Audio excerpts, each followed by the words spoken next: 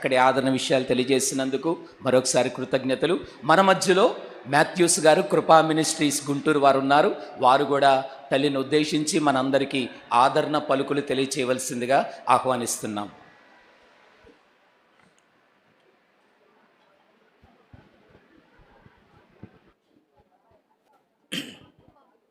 ప్రభునామములో అభిషక్తులైన దైవజనులకు చేరువచ్చిన దేవుని పిల్లలైన మీ అందరికీ నిండు వందనాలండి. వాస్తవంగా ఇలాంటి మనం చవి చూడకూడదు, కానీ మరణం అనేటువంటిది ఇది దుఃఖకరమైనటువంటిదే. కానీ క్రైస్తవ నిరీక్షణ అద్భుతమైనటువంటిది. ఎంతంటే ప్రపంచంలో ఏ మతస్థులకు లేని అద్భుతమైన శుభప్రదమైన నిరీక్షణ మనకుంది. ఇప్పుడు అన్న చెప్పినట్లు ఈ మధ్యమైనది అమర్ధ్యతను ధరించుకునే దినం ఒకటి ఉంది. కాకపోతే కొంచెం కాలం ఎడబాటు వస్తుంది. వాస్తవంగా దైవజనులు మరి కిరణ్ బాబు గారిని చూడాలని నేను వచ్చాను, అమ్మగారుని చూడాలని వచ్చాను. ఎందుకంటే ఒక తల్లిని కోల్పోవడం చాలా బాధాకరమైన విషయం. ఈ మధ్యకాలంలో నాకు చిన్న అనుభవం చెబుతాను. మా అమ్మగారికి జబ్బు చేసి ఇప్పుడు మంచంలో ఉంది చాలా కాలం నుండి. ఆ మధ్య నా పిల్లలు మా ఇంటివారు, డాడీ ప్రార్థన చేసి నానమ్మని ప్రభువుకు అప్పగించండి, యాతన పడుతుంది కదా అంటే వాళ్ళు ఆ మాట అనడం నేను జీర్ణించుకోలేకపోయాను. నేను ఏడుస్తున్నాను. అప్పుడు వెంటనే నా భార్య సైగ చేసింది పిల్లల్ని, అట్లా డాడీకి అప్పచెప్పడం ఇష్టం లేదు అని చెప్పింది. వాళ్ళు మౌనంగా ఉన్నారు. ఎందుకంటే మా అమ్మ యాతన పడుతుంది, కానీ మా అమ్మ పోతే ఇంకా అలాంటి తల్లిని నేను ఇంకెక్కడ చూడలేను. అట్లాగే ప్రతి తల్లి చిన్నప్పుడు మనల్ని ఆడించిన ఆటలు కానివ్వండి, గుండెల మీద పెంచిన పెంపకాలు కానివ్వండి, అది అస్సలు పొరపాటుని ఏ బిడ్డ కూడా మర్చిపోలేడు. కాకపోతే ప్రభువును బట్టి ధైర్యం తెచ్చుకోవాలి. ఆమె చనిపోలేదు. బైబిల్ ఏం చెబుతుందంటే, నీతి మార్గమును అనుసరించినట్లు ఎవరు అనేకులను త్రిప్పుదురో వారు నిరంతరము ప్రకాశించే నక్షత్రాల వలె ఉంటారట. ఈమె ప్రకాశం ఏం తగ్గిపోదు. ఆమె చనిపోయిన తర్వాత కూడా మనందరితో మాట్లాడింది. ఇప్పుడు దైవజనులు చెప్పారు, ఆమె ప్రార్థన మాట్లాడింది, ఆమె సాక్ష్యాలు మాట్లాడుతున్నాయి.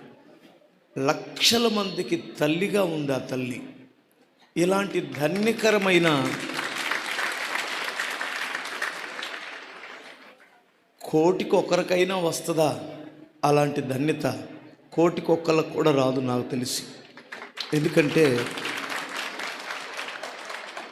ఎవరైనా ఒక తల్లి చనిపోతే నలుగురు పిల్లలు ఆ బంధువులో ఏడుస్తారు.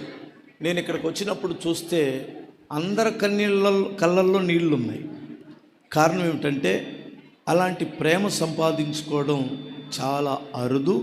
అది మీకొచ్చిన మీ తల్లిని మీరు కోల్పోయినట్లే. కిరణ్ బాబు గారు ఒక్కళ్ళే కాదు, మీరందరూ ఒక తల్లిని కోల్పోయారు. కాకపోతే ఆ తల్లి స్థానంలో ఇంకొక తల్లిని కూడా పెట్టారు. అది గుర్తుంచుకోండి. కిరణ్ బాబు గారు కానివ్వండి, ఆయన సతీమణి గారు కానివ్వండి, దేవుడు ఆ తల్లి కంటే కూడా వారిని మహిమకరంగా వాడుకోవాలని మీరందరూ ప్రార్థించి సహకరించండి. ఆ తల్లిని మరలా మనం చూస్తాం కదా. ఈ విషయాన్ని గుర్తుపెట్టుకోండి. ఈ మాటను బట్టే మనం ఒకరినొకరు ఆదరించుకొనమని బైబిల్ చెబుతుంది. దేవుడు మిమ్మల్ని అందరినీ ఆదరించునుగాక. చిన్న ప్రార్థన చేస్తాను. దయగలిగిన తండ్రి, నీ దాసురాలు ఈ పట్టణానికి ఒక ఆశీర్వాదకరమైన తల్లిగా మీరు నిలిపారు నాయన. ఆ తల్లిని నీ రాజ్యానికి పిలిచారు. యెహోవా భక్తుల మరణం మీ దృష్టికి విలువైనది. మా దృష్టికి దుఃఖకరమే కానీ మీ దృష్టికి విలువైనది. ఎందుకంటే యాతనకరమైన ఈ స్థలములో నుండి విశ్రాంతిలోనికి మీరు తీసుకున్నారు తండ్రి. కృతజ్ఞతలు. దైవజనులు కిరణ్ బాబు గారిని, మరి ఆయన సతీమణిని, బిడ్డలను, ముఖ్యంగా తండ్రి ఈ సంస్థలో పనిచేస్తున్న నాయకులని, పెద్దలను, దైవజనులని, అభిషక్తులను, సంఘం వారందరూ కూడా దీవించండి. వారి హృదయాలలో నెమ్మదినివ్వండి, ఓదార్పునివ్వండి. తండ్రి, సమస్తమును మీ చేతులకు సమర్పిస్తూ యేసుక్రీస్తు నామమున అడుగుచున్నాను తండ్రి. ఆమేన్. నిండు వందనాలండి. అక్షయ దేహము దాల్చితి ఆనందముందుమి, అక్షయ దేహము దాల్చితివేవో ఆనందముందుమి, లక్షల కొలది శ్రమలు వచ్చిన లక్ష్యము పెట్టకుమి, నీవు